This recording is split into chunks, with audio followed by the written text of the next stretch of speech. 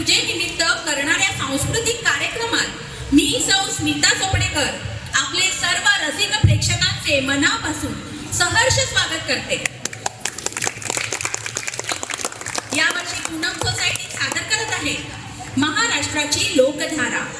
लोककलेचा आत्मा अनुभवण्याचा क्षण आता समीप आला आहे. आपल्या सांस्कृतिक समृद्धीचे दर्शन घडविण्यासाठी सज्ज असलेला हा विशेष सांस्कृतिक सोहळा आपल्याला नक्कीच आनंद देईल. कलेच्या या प्रवासात महाराष्ट्राच्या समृद्ध लोकपरंपरेचा ठेवा आपल्या समोर उलगडणार आहे. महाराष्ट्रातील विविध लोककलांचा संगम आणि लोकनृत्याची रंगत या कार्यक्रमातून अनुभवायला मिळणार आहे. आपल्या कलाकारांची मेहनत, उत्साह आणि संस्कृतीविषयीची आस्था यातून झळाळून येईल.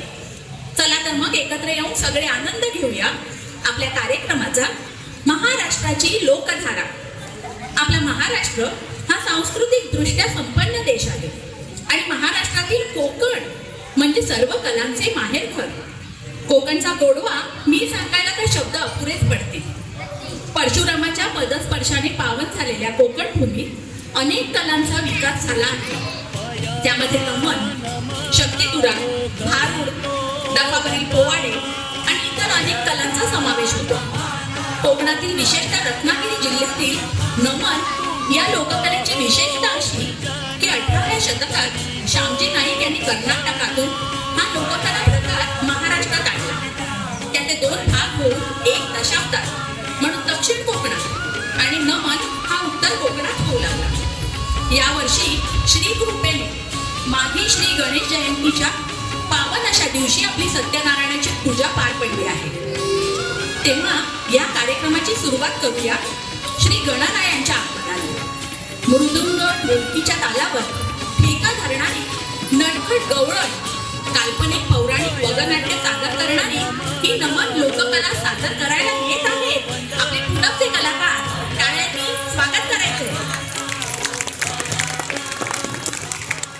एकनाथ महाराजांनी भारुडातून समाजातील अंधश्रद्धांवर आसूड ओढले.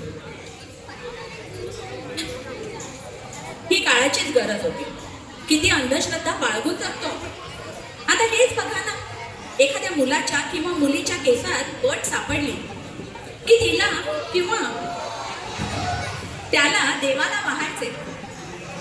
हे कुठल्या तत्वात बसतं, पण असं घडत होतं. अशा मुलांना यल्लमा देवीच्या पायाशी वाहायला जायचं. अशिक्षितपणाचा पगडा इतका होता की तो गुंता घरगुती उपायांनी सहज सोडवता येऊ शकत होता. त्याचा आधार घेऊन कोणाच्या तरी आयुष्याचा गुंता आणखी वाढवला जायचा.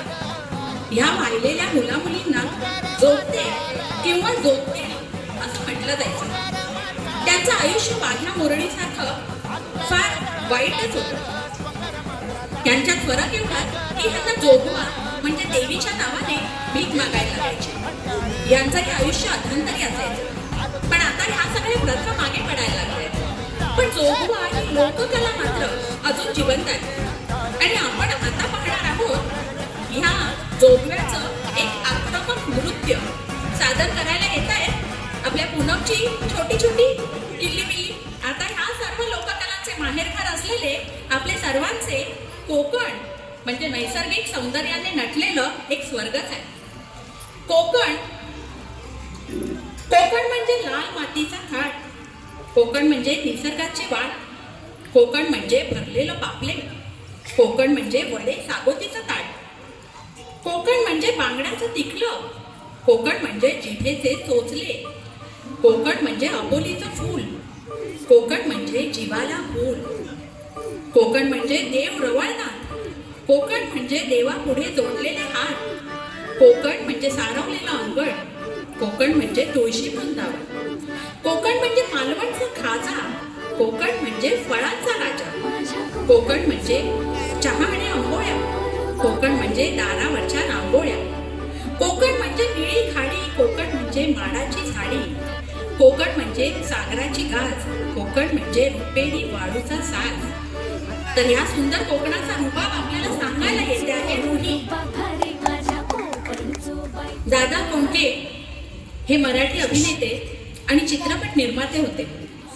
त्यांनी मराठी वगनाट्यातून आणि चित्रपटातून अभिनय केला.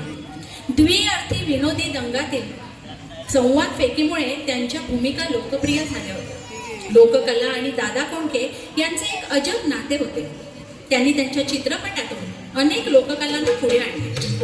तांबडी माती ह्या भालजी पेंढारकरांनी दिग्दर्शित केलेल्या आणि दादा कोंडके यांच्यावर चित्रित करण्यात आलेल्या शेतकरी गीताला आपल्या पुढे सादर करायला येत आहेत आपले अजय दादा श्री अजय राणे. कोळी समाज हा मुख्यतः महाराष्ट्र, गोवा आणि कर्नाटका किनारपट्टीवरती राहणारा आहे. मासेमारी हा त्यांचा प्रमुख व्यवसाय. कोळी लोकांचा मुख्य व्यवसाय मासेमारी असला आणि ते पोटासाठी समुद्रावर अवलंबून असले म्हणूनच ते समुद्राला कदाचित देव मानत असते आणि नारळी पौर्णिमेला वाजत गाजत सोन्याचा मुलामा दिलेला नारळ समुद्राला अर्पण करतात. नारळाचा गोड नैवेद्य जसं नारळी भात, नारळवडी, करंजा असं सगळं घरोघरी करून समुद्राला अर्पण करतात. पण ह्यावेळी कोळी समाजाचे सगळेच जण आपलं पारंपरिक नृत्य म्हणजे कोळी नृत्य सुद्धा आनंदाने करत असतात. एक हात वर करून दोन्ही बाजूला पाय उडवून एका लयीत करायची ही कोळी नृत्याची जी पद्धत आहे ती आपल्या सर्वांनाच खूप आवडते. मला वाटतं आपण सगळ्याच कुठलंही गाणं लागलं की कोळी नृत्य करायला तयार असतो. तर हे असलंच एक कोळी नृत्य आपल्या समोर करायला येत आहे आपले पूनमचे छोटे कलाकार. सगळ्यांनी जरा टाळ्या वाजवा म्हणजे त्यांना पण खूप मजा वाटेल. गोंधळी हे अंबाबाईचे भक्त. हे लोक गळ्यात कवड्याच्या माळा घालतात. जणू काही निरीच्छपणाची निशाणीच असते. आपण शहरातले लग्नानंतर सत्यनारायणाची पूजा घालतो पण ग्रामीण भागात लग्नानंतर गोंधळ घालण्याची प्रथा आहे. ह्यामागे समज असा आहे की लग्नानंतर गोंधळ घातला की नव दाम्पत्याच्या पुढील आयुष्यात काहीही गोंधळ निर्माण होत नाही. संबळ हे गोंधळाचं प्रमुख वाद्य.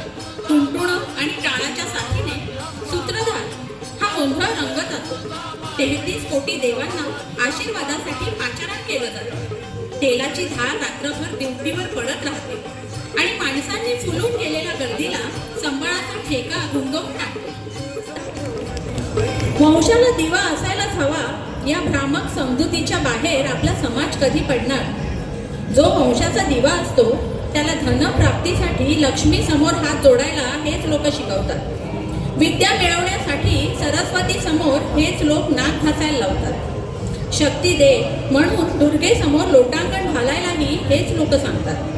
पण नेमकं त्यावेळी विसरतात ह्या तिन्ही स्त्रिया आहेत.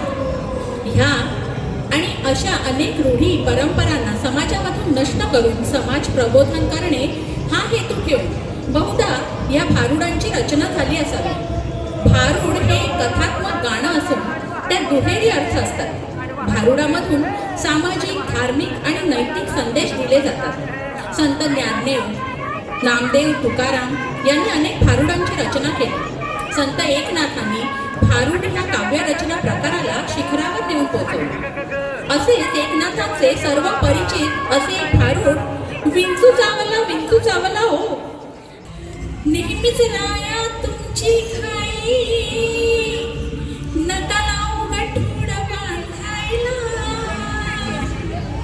तर आता ही गोड लावणी हा महाराष्ट्रातील एक कला प्रकारच आहे. हा शृंगार आणि भक्ती या रसांचा परिपोष करण्यासाठी पूरक माध्यम समजलं जातं. ढोलकी आणि तुणतुणं ह्या वाद्यांच्या साथीनं ही कला सादर केली जाते. लावणी ही ढोलकीच्या शक्तिशाली लयीसाठी प्रख्यात आहे. 13व्या शतकापासून जरी महाराष्ट्रात लावणी अस्तित्वात असली तरी पेशवाईच्या काळात तिला वैभव प्राप्त झाले. तर अशी ही लोकप्रिय लोककला सादर करायला येते. सलोनी टाळ्या जरा होऊ देत. महाराष्ट्रातल्या लोककलांचा आपल्याला जेवढा अभिमान आहे त्याहून खचित जास्तीचा अभिमान आहे आपल्याला तो आपल्या छत्रपती शिवाजी महाराजांचा.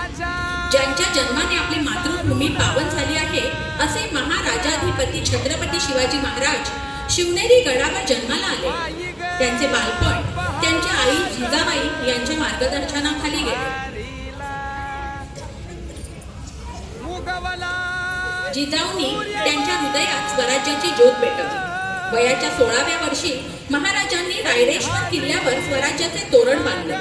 त्यांनी मावळ्यांच्या साथीने आपले एक हिंदवी स्वराज्य निर्माण केले. या त्यांच्या सेनेमध्ये मावळ्यांबरोबर धनगर जमात सामील होती. तर अशा आपल्या शिवाजी महाराजांना म्हणजे आपल्या शिवबांना आता छत्रपती बनवणार हे कळल्यावर धनगर जमातीने आनंद साजरा केला आणि गाऊन नाचून हा आनंद सगळ्या जमातीने साजरा केला. राजाच्या शौर्याचे वर्णन करणारे एक धनगर गीत सादर करायला आपल्या समोर येत आहेत छोटे छोटेसे धनगर. मंगळागौर म्हणजे अर्थातच गौरी मातेची म्हणजे पार्वती मातेची पूजा.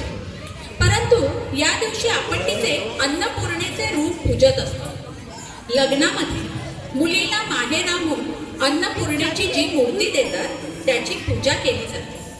ही पूजा लग्न झालेल्या स्त्रिया पहिली 5 वर्ष श्रावणाच्या मंगळवारी करतात. हा फक्त एक धार्मिक विधी नसून आनंद उत्सव देखील असतो. अनेक विवाहिता एकत्र येऊन पूजा करतात आणि तऱ्हेतऱ्हेचे खेळ खेळून रात्री जागवतात. तुम्हाला सर्वांना माहितीच असेल मंगळागौर म्हणजे सगळ्यांनी आपण खेळलीच आहे बऱ्याच वेळेला. जागरणाच्या वेळी खेळांमध्ये परंपरागत चालत आलेली गाणी म्हणतात. या सर्व खेळांमुळे शरीराच्या सर्व अवयवांना व्यायामही मिळतो. पूर्वीच्या काळी घरातली कामं करणाऱ्या महिलांना या खेळातून थोडा विरंगुळाही मिळत असतो. तर अशी ही मंगळागौर सादर करायला येत आहेत आपल्या समोर आपल्या पूनमच्या सगळ्या भगिनी. टाळ्या वाजवून एकदा स्वागत करायचं त्यांचं. महाराष्ट्राच्या लोककलांमध्ये मन कसं अगदी रंगून गेल्याने पण अजूनही इथली विविधता संपलेली नाहीये. मुंबईत सार्वजनिक गणेशोत्सव मोठ्या प्रमाणात साजरा होतो. पण कोकणात मात्र गणपती घराघरांमध्ये विराजमान होतात. दिवाळीपेक्षा तिथे गणेशोत्सवाला जास्त महत्त्व असतं आणि करमणुकीसाठी महत्त्व असतं ते जाखडी नृत्याला. जाखडी नृत्य म्हणजे आपल्या सर्वांना परिचित असं आपला बाल्या डान्स.